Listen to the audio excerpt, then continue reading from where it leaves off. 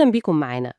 النهاردة بنغوص في شوية أبحاث شيقة جدا بصراحة عن موضوع كلنا بنقابله: فن النقاش، وبالذات بقى في المواضيع اللي بتسخن دي زي السياسة مثلا. أهلا بيكي. فعلا مواضيع حساسة قوي، وكلنا أكيد جربنا إحساس الإحباط ده، اللي هو بنتكلم وبنتكلم ونحس إن الكلام بيروح في الهوا، وإن الطرف التاني ده مستحيل، مستحيل يقتنع. بالظبط، كأن الواحد بيتكلم مع حيطة. والأبحاث دي بتقول حاجة مهمة قوي، مش كده؟ تمام. بتقول إن المشكلة غالبا مش في إحنا بنتخانق على إيه بالظبط، قد ما هي في إزاي بنتخانق، يعني الطريقة نفسها. الطريقة إزاي يعني؟ في زي فخ كده الأبحاث سمته فخ القبلية، اللي هو بنبقى داخلين بدافع إننا نرفض أي حاجة من الطرف التاني لمجرد إنها جاية منه هو، وبنركز قوي إننا نثبت إحنا صح وهم لازم يكونوا غلط. كأنها حرب صغيرة كده لازم نكسبها وخلاص. بالظبط، معركة لإثبات الذات أكتر منها نقاش عشان نوصل لحاجة. فعلا ده بيحصل كتير قوي. طيب الأبحاث دي بتدينا أمل، يعني بتقول إزاي ممكن نخرج من الفخ ده ونخلي حواراتنا ليها لازمة أكتر. هي بتلخص الموضوع في 3 حواجز أساسية، لو فهمناها كويس وعرفنا نتعامل معاها ممكن الدنيا تختلف. تمام، خلينا نمسكهم واحد واحد. الحاجز الأولاني بتقول إنه الهوية. يعني إيه الهوية هنا؟ ليه بنتساعل قوي كده؟ بصي، الأبحاث بتقول إن الانفعال الزايد ده سببه أعمق بكتير من مجرد الاختلاف في وجهات النظر. الموضوع بيخبط في حتة حساسة قوي جوانا: هويتنا. هويتنا؟ تقصد القيم والمعتقدات الأساسية بتاعتنا؟ تماماً. القيم دي الأفكار اللي بنعرف بيها نفسنا، أو المجموعة اللي بننتمي ليها. لما بنحس إن القيم دي بتتهاجم في النقاش أو إن حد بيقلل منها، الموضوع ما بيبقاش مجرد رأي ورأي آخر. لا، بيقلب شخصي على طول، كأن الهجوم ده موجه ليا أنا شخصياً. بالظبط، المشاعر بتدخل بقوة بقى، والعقلانية بتقل شوية، وبتبقى المسألة مسألة كرامة ودفاع عن مين أنا وعن اللي بؤمن بيه. الفكرة مش بس إني ممكن أكون غلطان في رأيي، لأ، ده ممكن توصل لإحساس اللي كياني كله بيترفض. دي نقطة خطيرة فعلا. يعني ممكن نقاش عن الاقتصاد حد يشوفه من زاوية العدالة الاجتماعية كجزء من هويته، والتاني يشوفه من حتة تانية خالص زي الاعتماد على النفس كقيمة أساسية. فالهجوم على الفكرة بيبقى هجوم على القيمة نفسها. هو ده بالظبط. وعشان كده أول خطوة في الحل حسب الأبحاث دي هي إننا نفهم نفسنا الأول كويس قوي. نسأل نفسنا، هي إيه القيمة بالظبط اللي ورا موقفي ده؟ أنا ليه متمسك بيه قوي كده؟ ليه الموضوع ده بيستفزني شخصيا؟ يعني الوعي بالذات، أفهم أنا جاي منين الأول. تمام. كل ما فهمنا نفسنا ودوافعنا ونقط ضعفنا أو حساسياتنا، كل ما قدرنا نحافظ على هدوءنا أكتر في النقاش. حتى لو الطرف التاني قال كلام ممكن يمس قيمنا دي، هنقدر نفصل شوية بين الفكرة نفسها وبين ذاتنا. كلام منطقي جدا. طيب نروح للحاجز التاني اللي الأبحاث بتتكلم عنه: التقدير. وهنا في مفارقة غريبة شوية، مش كده؟ مفارقة فعلا.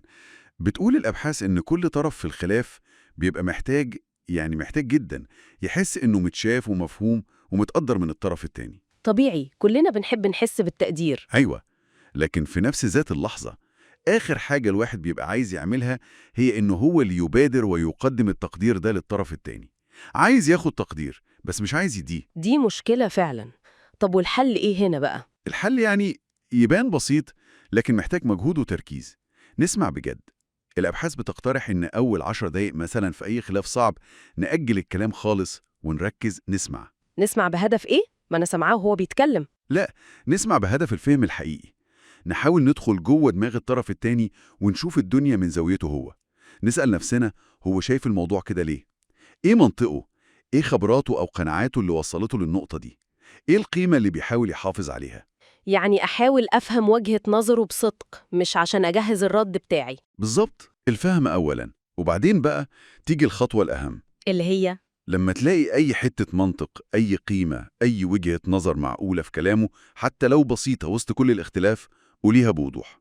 مش لازم توافق على كل حاجة، بس ممكن تقولي جملة زي: أنا سمعاكي وفهمت ليه النقطة دي بالذات مهمة بالنسبة لك. من الزاوية اللي بتبص منها دي فعلا كلامك ليه معنى. يعني أعترف بالجزء اللي فهمته أو قدرته في كلامه. تماما. الأبحاث بتؤكد إن مفيش حاجة بتكسر حدة الدفاعية وبتفتح الباب للحوار أكتر من إحساس الواحد إنه أخيراً اتشاف واتفهم واتقدر. دي قوة كبيرة في إيدينا إحنا. فعلا الواحد لما بيحس إن اللي قدامه عمل مجهود يفهمه حتى لو لسه مختلفين، التوتر بيقل جامد. وده يوصلنا بقى للحاجز الثالث اللي الأبحاث بتشير ليه، الارتباط أو التحالف. طبيعة العلاقة نفسها بتفرق. إزاي بقى؟ أغلب الوقت بندخل النقاشات دي وإحنا حاطين في دماغنا فكرة أنا ضدك، أنا في فريق وإنت في الفريق التاني، رأيي ضد رأيك، حزبي ضد حزبك، وهكذا. أيوة، بنبقى عاملين زي كبشين داخلين ينطحوا بعض. بالظبط كده. كل واحد عايز يثبت إنه الأقوى أو الصح، والنتيجة بتبقى استنزاف للطاقة وصراع غالبا ملوش نهاية مفيدة لحد. طب الأبحاث بتقترح بديل إيه للصراع ده؟ بتقترح تغيير اللعبة نفسها.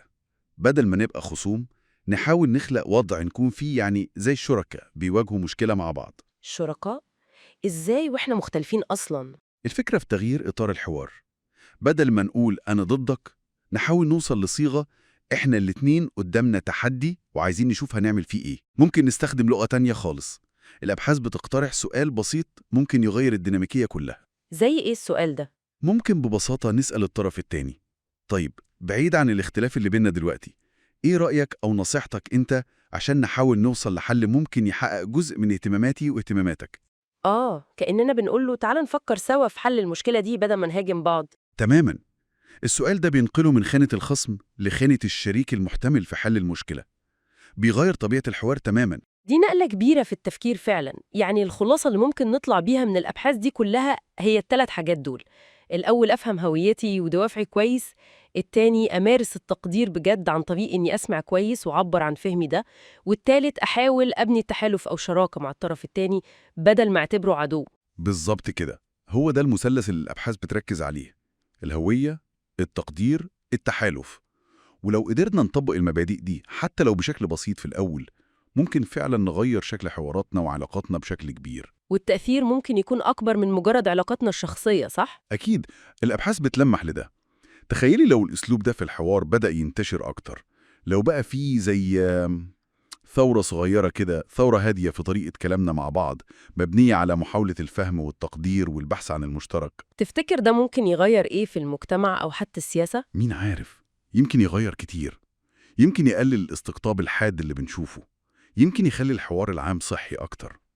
الأبحاث بتقول إن الإمكانية دي موجودة، وإن البداية ممكن تكون عند كل واحد فينا في النقاش الجاي اللي هندخله. وده يخلينا نفكر في سؤال مهم: هل فعلا حوار واحد بس لو اتعمل بالمبادئ دي ممكن يبقى بداية تغيير أكبر؟ سؤال يستحق إننا نفكر فيه كلنا. يمكن البداية أبسط مما نتخيل.